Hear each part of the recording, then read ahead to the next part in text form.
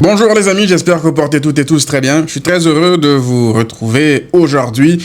Alors, c'était pas un sujet de base que je comptais traiter. On m'a même posé la question la dernière fois sur Twitter. Est-ce que je compte parler des jeunes que le Barça a signés grâce au départ de Dro? À la base, non. Mais il y a quelque chose qui s'est passé entre-temps. Il y a une signature qui n'est pas encore officielle, sur laquelle en tout cas le Barça travaille. C'est celle-là, en fait, qui m'a donné envie de faire cette vidéo. Alors, vous n'êtes pas sans savoir que Dro a quitté donc le Barça pour le Paris Saint-Germain. Alors, avant même de rentrer dans les détails de est-ce que c'est une bonne chose, c'est une mauvaise chose pour le Barça, pour Dro, etc. Je trouve, à titre personnel, ça c'est vraiment juste une petite parenthèse, qu'il y a eu beaucoup trop de bruit autour de ça. Franchement, moi, Dro, ça reste un bon joueur, prometteur, ok, il est technique, ça se peut très bien qu'il se développe à Paris, qu'il devienne un grand joueur, c'est pas impossible. Mais le Barça, honnêtement, le poste de milieu de terrain, surtout son poste à lui au poste de numéro 10, c'est le poste où le club est le mieux fourni quand même. Voilà, on va pas non plus en faire des caisses. Actuellement, tu as Dani Olmo, tu as Fermín López, tu as même Rafinha qui peut jouer là, Lamine Yamal qui peut jouer là, sans compter les gamins qui arrivent derrière, la génération juste derrière.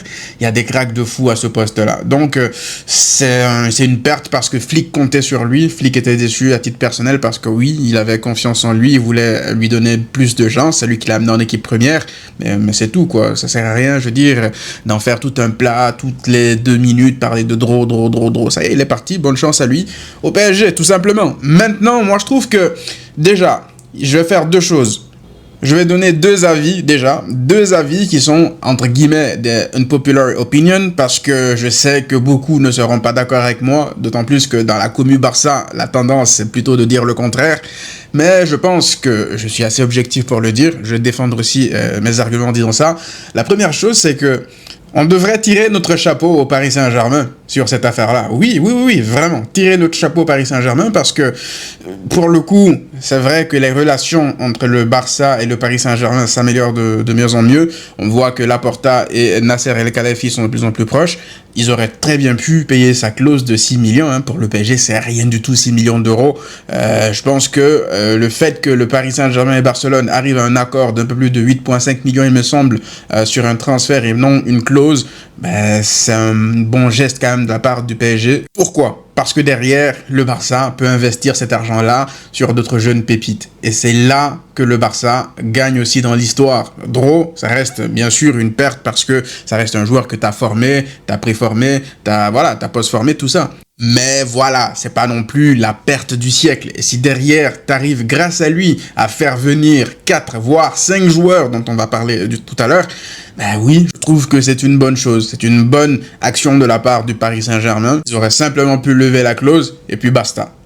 La deuxième chose, une popular opinion que je vais dire ici, que les gens ne vont pas forcément beaucoup apprécier, c'est que faut quand même saluer le travail de Deco. Oui, Deco qui est tout le temps critiqué. Moi-même ici, je l'ai critiqué plein de fois sur la chaîne pour sa communication, pour certains de ses choix, notamment la prolongation de Araujo. J'ai pas arrêté de taper sur Deco ici pour plein de choses. Cependant, je trouve qu'il y a un peu trop d'abus vis-à-vis de Deco. Deco, c'est pas le pire directeur sportif de l'histoire non plus. Oui, il a eu de mauvaises choses à son actif, mais il a aussi eu de bons coups à son actif. Et je trouve que les bons coups de Deco, les gens n'en parlent pas assez. En tout cas, ils essayent de le mettre vite fait sous le tapis pour tout de suite le ranger comme la fraude qu'il est censé être. Moi, je dis pas par là que Deco, c'est le meilleur directeur sportif du monde, je viens de le dire, je l'ai critiqué plein de fois sur la chaîne. Mais je trouve que, par moment, il fait quand même du bon boulot avec les moyens du Barça. Parce qu'on a tendance aussi à juger Deco comme si c'est un mec qui était dans une équipe où il y avait multitude d'options, de finances illimitées, etc. alors que ce n'est pas le cas.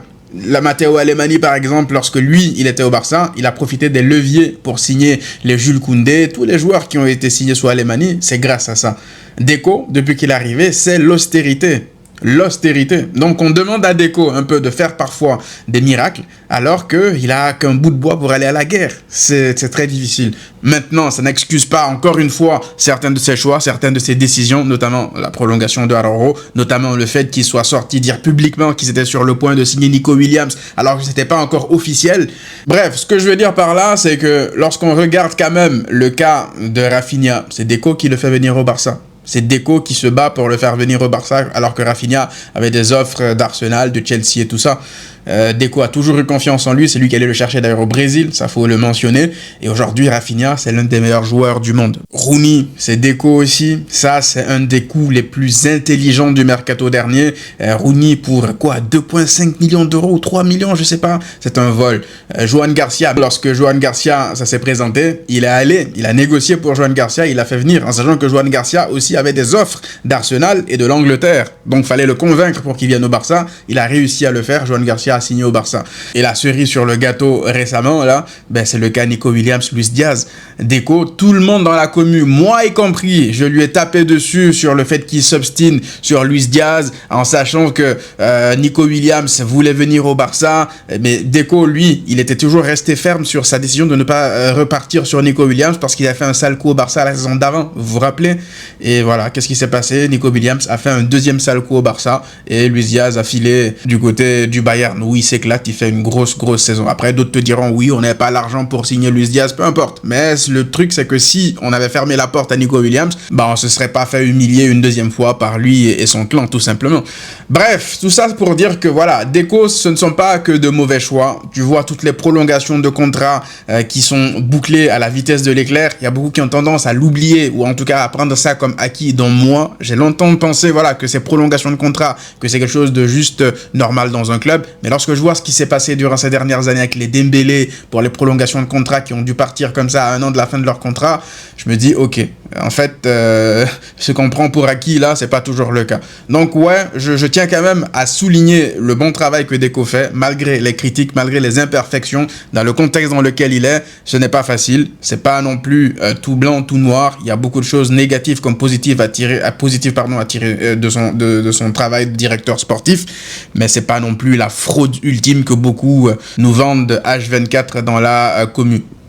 Après avoir parlé de tout ça, j'aimerais également parler de João Amaral, qui est donc un scout, voilà, fidèle à Deco, qui est aussi très expérimenté dans le milieu et qui change un peu la politique de scouting du Barça dans ce sens. Tu regardes donc cette équipe de directeurs sportifs, Deco, Amaral, tu regardes Hansi Flick et son staff, tu regardes Laporta, mais on se rend compte de quoi? On se rend compte en fait que pour la première fois depuis je sais pas combien de temps, on avance tous dans le même sens. Direction technique du club et puis staff technique du club. Tout le monde avance dans le même sens. On a posé d'ailleurs la question à Hansi Flick récemment en conférence de presse et sa réponse, elle était sans appel. Il n'a jamais été autant comblé avec un directeur sportif comme Deco parce que Deco le laisse travailler comme il l'entend, mais aussi ils s'entendent parce qu'ils échangent beaucoup et ils se partagent des informations qui peuvent servir à l'un comme à l'autre. Et en plus, moi, ce qui m'a marqué dans la déclaration de Flick, c'est qu'il dit « J'ai jamais connu ça avant ». Flick a connu quand même le Bayern. Il dit « J'ai jamais connu ça avant », c'est quand même fort. C'est quand même fort. Ça veut dire que tout le monde, encore une fois, avance dans la même direction. Donc, voilà. Ça veut bien dire que Deco, malgré toutes les critiques, ah ouais, ceux qui sont au quotidien avec lui, qui connaissent le football, ben, sont quand même satisfaits de son boulot. Ça veut pas dire, encore une fois, qu'il est parfait, que tout est rose avec Deco, mais faut quand même lui donner un peu de respect par rapport au minimum qu'il arrive quand même à faire avec le peu de moyens qu'il a. Maintenant, parlons des jeunes qui ont été signés de manière officielle. Adjei Tavares, donc ailier qui joue à Norwich, que 16 ans, ailier gauche. Ça, c'est un joueur que je vous mens pas, hein, tous les joueurs que je vais citer là, Adjei Tavares, Hamza Abdelkarim, Onstein, Patricio Pacifico, jamais entendu parler d'eux. Je vais pas vous mentir, moi, tout ce qui m'intéresse par rapport à ces jeunes-là, c'est le profil. Les profils ciblés, on regarde l'équipe première, ça correspond à quoi? Ça correspond au manque actuel. C'est-à-dire que ces jeunes-là, là, sont des jeunes qui pourraient potentiellement aider le Barça dans 1 an maximum, 1 an et demi. Ce sont de jeunes avec du potentiel. On parle là de Adjei Tavares, c'est quoi? C'est un ailier gauche très intéressant, très prometteur, 16 piges. On parle de Hamza Abdelkarim, attaquant Ali, qui était en Égypte, prometteur, qui est appelé comme le nouveau Erling Haaland. Moi, je prends toujours des pincettes avec les nouveaux X, les nouveaux Y. Mais ça, voilà, en termes de profil, on voit un peu l'Angiline, pied gauche, assez adroit devant le but, intéressant à surveiller. Joensley Onstein, défenseur néerlandais, lui aussi qui jouait à Genk, 18 piges, je l'ai pas dit tout à l'heure, Hamza Abdelkarim lui aussi 18 piges, défenseur donc Onstein qui est néerlandais, qui est assez intéressant, défenseur central gaucher, faut le préciser, et aussi tu as Patricio Pacifico, défenseur central gauche, latéral gauche. Je pense que les postes ils sont assez clairs, les postes qui ont été ciblés sont assez clairs. Ce sont des postes dans lesquels le Barça a des lacunes et le Barça compte sur ces jeunes-là. S'il y a un seul qui perce entre ces quatre-là, mais c'est jackpot en fait. Parce que ce sont des postes dans lesquels tu es déficitaire en équipe première. Maintenant, au-delà de l'équipe première, ce qui est important aussi de rappeler, c'est que le Barça n'a pas besoin de renfort que pour l'équipe première à l'instant T, mais aussi et surtout pour l'équipe B, pour le Barça Athlétique. Je vous rappelle que le Barça Athlétique joue actuellement en 4e division. Et c'est l'une des raisons pour laquelle le Barça Athlétique voit des joueurs comme Jan Virgili quitter. Parce que c'est des joueurs qui ont un niveau de première division qui ne peuvent pas se permettre de jouer en 4e division, donc ils demandent leur départ. Et c'est un peu logique. Là, on n'est pas dans le même cas de figure que celui de Dro, parce que Jan Virgili, tout le monde savait qu'il avait le niveau pour jouer en Liga. On le voit du côté de Majorque, mais il ne pouvait pas jouer en 4e division avec le Barça Athlétique. Donc ces joueurs-là que tu signes, ces jeunes talents-là que tu amènes au Barça Athlétique, c'est pour aussi permettre au Barça Athlétique de revenir assez rapidement en 3e division et pourquoi pas se battre pour la 2e division, parce que plus ton Barça Athlétique il est performant au jour le jour, mais plus les jeunes n'ont pas cette envie de départ. Tu as moins de fuite de talent, tu as plus de matière aussi à développer les jeunes prometteurs parce qu'ils se frottent déjà à un football beaucoup plus professionnel que le football amateur entre guillemets de la 4e division. Je sais pas si c'est amateur, vous me direz, mais voilà. Donc ce sont des transferts de jeunes qui vont te booster ton équipe B tout en gardant un œil sur eux pour l'avenir. Moi, lors de la tournée de la pré-saison prochaine, l'été prochain, ça ne m'étonnerait pas de voir un de ces jeunes-là partir avec le Barça lors de la tournée.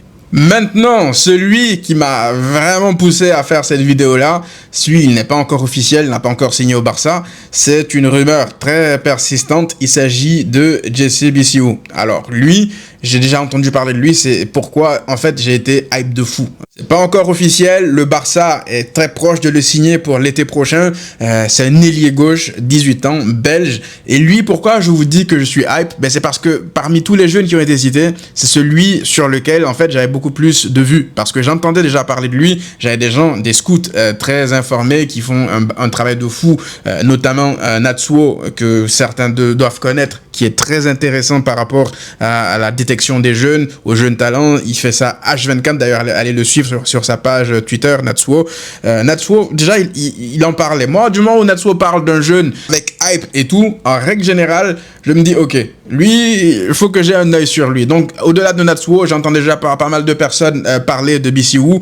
Donc, je me disais que, ok, ça reste un jeune, peut-être qu'un jour le Barça pourrait potentiellement se positionner dessus, mais une fois que là, l'intérêt est de cette manière aussi important, ben forcément que je m'intéresse à ça, ça me hype, et je veux que ça se fasse maintenant. Parce que lui, si le Barça réussit vraiment à mettre la main dessus, les gars, là on parle peut-être là du prochain talent belge depuis Jérémy Doku à gauche, ou même Eden Hazard. C'est un jeune qui a beaucoup de potentiel, ailier gauche, naturellement, 18 ans.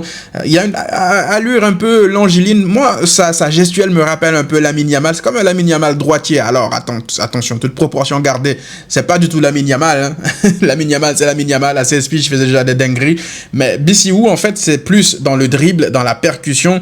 Ça m'intéresse, en fait, son profil parce que le Barça a besoin de ça. Le Barça a besoin de ça sur son aile gauche. Tu regardes Rafinha, tu regardes Rashford. Ce sont des ailiers avec des profils totalement différents de celui de Bissiou. Donc, forcément que tu cherches ce type d'ailier-là. Tu as laissé partir Virgili parce que tu peux pas te permettre d'avoir tout le monde à gauche et lui et Rashford et Virgili en même temps. Donc si tu peux aller chercher un gamin comme ça, comme Bissiou, il y a beaucoup de clubs aussi dessus, ça aussi c'est ce qui m'inquiète un peu, parce que je pense que c'était un peu calme jusqu'à ce que l'intérêt du Barça soit de manière officielle comme ça. Je pense que ça va être peut-être un peu plus difficile maintenant de le signer maintenant que tout le monde le sait, mais j'espère que ça va quand même se faire durant l'été. Mais Bissiou, franchement, lui là, va falloir le surveiller.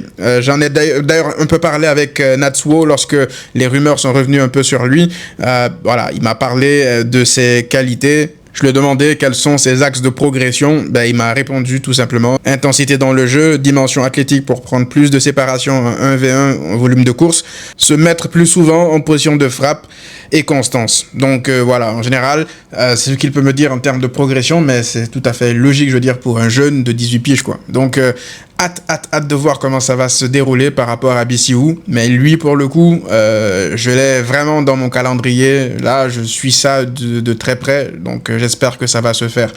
Ouais, donc lorsqu'on fait le bilan, on se dit que le seul départ de Dro t'aura permis de ramener tous ces jeunes talents, toutes ces jeunes pépites-là.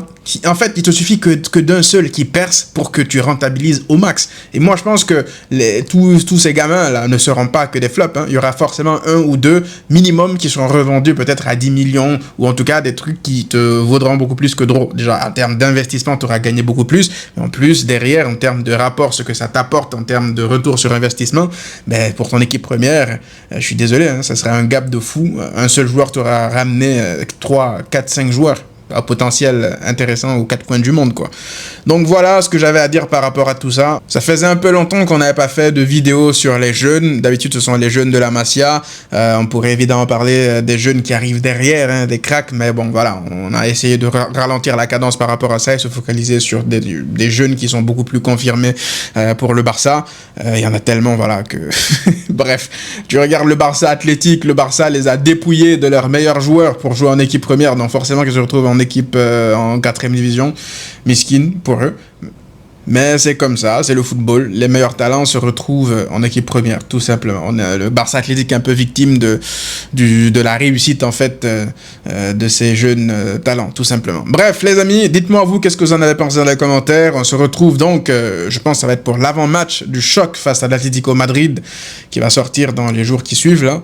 Et donc, dites-moi à vous, quel est le jeune qui vous hype le plus. Je vous ai dit, hein, les 4 jeunes que le Barça a déjà signés, pas trop d'informations dessus, mais par rapport à Bissiou, lui, il me hype de fou. Donc, dites-moi, qu'est-ce que vous en pensez dans les commentaires. On se retrouve encore une fois très vite.